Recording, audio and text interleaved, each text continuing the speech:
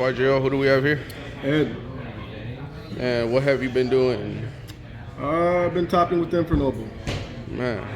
3 straight events, I think. But you had, what was that, OTS? And then, 3v3, case tournament, and then locals. Yeah.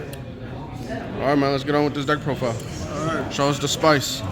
The one gear freed. I actually might bring this back up to 2. One is fine, but just broken ass cards to take advantage of it.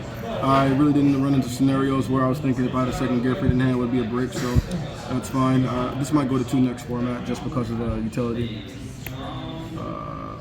3 nog. 3 OGA. You want this? I see some lists that will cut this to 2 and whatnot. That's ridiculous. You want to see this and this as much as possible. This allows you to play through hand traps, whatnot. Great for utility. 1 Olivier, you don't need any more than that, believe it or not. The 1 Tarpin, 1 Ricardetto, and then I play 1 Roland. All right, so go ahead. And then this is good for recursion, whatnot, searchability. It also gives you, just in case, say something like your Roland gets DD crowed in a graveyard, etc., or whatnot. This will give you another way to disrupt your opponent, and it also gives you follow-up as well at the end phase. And then I also put the 1 Malgus. This card is actually broken. Shuffle 3 of my resources back for cost, and then draw a card when it's sent. It's too strong. That's pretty good. It is very. Then of course 3 connector, and then 1 dolphin. This is degenerate.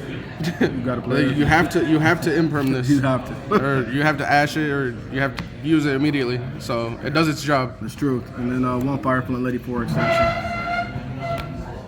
And then final monsters, final warriors, where I'm actually on the Fusion Destiny package. Played the 1 Celestial and 1 Dasher. So one of the issues I found with the deck sometimes is they stop you on, say, choke points, etc. You don't really have anything strong to follow up with sometimes. So I just found this, just playing Fusion Destiny in the main, has been broken.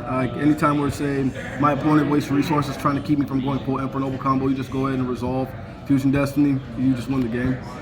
I have not lost 1 game where I've resolved Fusion Destiny since the deck's been out. It's kind of crazy. Yeah, so, and I played some hand traps, 3 Ash, 3 DD Crow. This is broken against Unchained and Pearly. And then 3 Nibiru. Again, this kind of just ends Unchained's day. I think that's pretty good for defensive cards. That's all for the monsters. Starters. I have the 3 Heritage of Chalice. I have 2 of the Field Spell. I've even played 1 of this in the past. To me, it's not necessarily at 3, and I'll explain to you why. If you played at 3, that's great. In fact, most people would say that's correct, but I just find it searches a card that doesn't necessarily field you a body. And so I don't think you need to max out on this, because sometimes you just have hands where you open up nothing but field spell and not an actual physical body. I just find it better, like, if you play this as more of a supplement to your combo as opposed to a combo starter. It's been working for me as well. So I've seen people like go back and forth between playing this at 1, playing it at 3, like. Yeah, I mean, once again, I don't think any of those answers are incorrect. In fact, some may doubt me playing at 2, and I understand that. But for me personally, I don't like starting my combo with having to search with this. Right. Because it generally means I don't have a body to put on field. This does not search you anything that gets you a body. Now, if this searched Heritage of the Chalice, it's a different ball game. But, right, yeah. For me personally, just at 2 is fine. Then I played 2 Dorendo. You don't need 3 of that either. The 1 Almace and the 1 Joyous. That's it for the Infernoble. Those are all just extenders? Yeah. And then 1 Phoenix Blade, 1 DDR, and then 1 Metal Silver Armor. This card is nuts. Yeah, so personally, dude, I don't really understand why people cut this. I pseudo understand their reasoning, but this card's oppressive. Dude, no, that card is crazy. It is. So, like, anytime where so I'll put it to you like this. I haven't had 1 game where I say resolve this combo and my opponent won. That's just going first, you resolve, you go into combo, you just win. That's it. Not being able to target cards except for back row is just so strong. It just, even in areas where I would say, we don't expect it to be impactful, it's just been that way. So right. You got to play Metal Silver Armor. I don't ever see myself cutting this. Maybe when Angel Ring comes out, because that card is also oppressive. But you got to pick your poison. You don't want to have too many breaks. But, yeah, with this. So, and then of course 3 Fusion Destiny, 3 books, and the 1 Rota for spells. And then lastly, I play 3 Emperor. Okay. Side or extra? We can do extra. Extra deck, double Assault, double Super Saiyan Charles, the one of Rod 10. This sometimes actually is the best card in my extra deck. Yeah, so for those that don't know, can you explain this a little bit more? Yeah, so what happens is at the battle phase, at the start of the battle phase, either player's battle phase, I can pop a card on the field, and this stops Zeus pushes, this stops just a lot of things. Like, in a way, it's pseudo interruption by itself. And it, just the way that it interacts, it also keeps your opponent from maybe even trying to resolve talents against you because it triggers battle phase. Really, really strong card. It also can extend as well on my opponent's turn for certain other degenerate combos. Like, I know you've seen some people doing the, where you go with the, with Sacred Samurai line, etc., and they bring up the Shien and all that. Oh, yeah. I don't personally like that, but it serves so many purposes. It's a really, really good card. Hopefully they'll give us a hollow one. Just like an extra interruption? Yeah, without a doubt. Okay. And then it gives us great arrows as well to link down after we get done doing combo. 1 Appaloosa. This is also your out to Nibiru, whatnot. Like, I could even show you combo later on, maybe, to where if you know your opponent has Nibiru, or even if you're in fear of it, you can go the Appaloosa line and your opponent just can't do anything about it. The links, double Charles. Now that we're going to be entering a new format, this guy can go to 1. We only played the 2 because of Castura.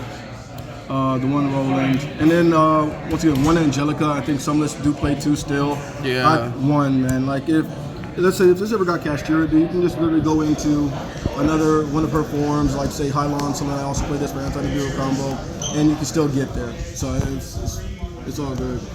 Then the 1 Baron for Synchros. And I played the 1 Zeus, and then the 1 Artorigus. This is I still like this over Dempsey, just because to me it gives me more versatility and whatnot. Like being able to use this to pop my opponent's back row and push as well. That's really, really strong. And then of course the Phoenix.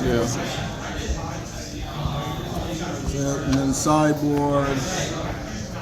Playing 3 Contact Seed for Pirelli. Yeah, this shut down a lot of things. Just shut down her, definitely. They don't play out for it. Salad. Man, like, I mean, it's just shut down a lot of stuff. Yeah. You hit Castura on a bad setup. You can't go into a Rise Shot, of course, you don't have to worry about that anymore. But it's just really, really strong card. I'm not sure if I'm going to play it going forward into this new format. I have to see how that shakes out. But I'll definitely keep it in mind. Yeah. Triple Phantasme card is broken. Resolving this against Unchained is really, really strong. The only thing that's bad against, I would say, is Thrust, but we're not going to play in fear of a non-searchable. Right, yeah, correct. I mean, it is what it is. Yeah, if they got it, they got it. And, yeah, exactly. So once you drop this down, secure this, it allows you to play through the back row for disruption, dig for more hand traps, etc. It's really, really good. Then we couple that with the 3 Skullmeister, being able to shut down graveyard effects. Same thing. I would side this in against Unchained. Like all my Unchained matches have been pretty free. Whether it's I'm blocking them out game 1 if I win the die roll, or just having this package going second, along with Nibiru games 2 and 3 is really, really, really solid for me. So I probably won't deviate away from this going into the new format. As I said, not sure about this, but this I think is definitely going to stay. And then the 3 Cosmic and then 1 Duster. Back row removal, anti-spellers are definitely coming back into the format. We're not losing the monkey decks? No, we're not trying to do that. And of course, it's the 1 blowout. And then not pictured, because I left them in another deck. I had 2 Blizzard here. This is like stops Dark Ruler no more, different things like spell board breakers, etc. Really, really strong. I remember that's actually how I won my top cut match in the 3v3. Just Blizzarded as Dark Ruler. He realized he was locked out of the game and then scooped it up. So that's it, man. Well, thanks, man. We appreciate the deck profile. You got any shout outs you want to do? Yeah, shout out to my boy holding the camera. Shout out to Most High. Yo. Shout out to my guy Ivan right there with the satchel. Yo. Shout out to my team Angel Gaming and peace.